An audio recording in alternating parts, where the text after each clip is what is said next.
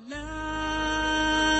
إله إلا الله لا إله إلا الله لا إله إلا الله محمد رسول الله محمد رسول الله محمد رسول الله کہ نمازی اللہ کو اتنا پیارا کیوں لگ رہا ہوتا ہے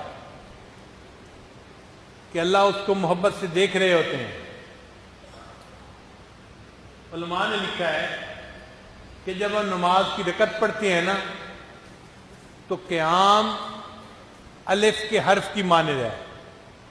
الف ایسے ہی لکھتے ہیں نا سیدھا جی، تو مقیم بندہ جو کھڑا ہوتا ہے وہ جیسے الف لکھی ہوتی ہے، اور جب رکوع کرتا ہے تو ہا کا حرف بن جاتا ہے.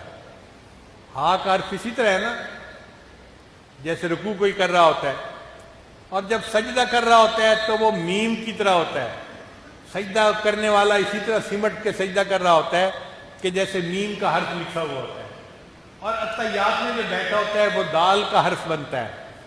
تو مومن اللہ کے سامنے نماز کی رکعت پڑھتا ہے، مگر اس کا جسم جو ہے وہ الف ہا اور میم اور دال احمد کا لفظ بنا دیتا ہے.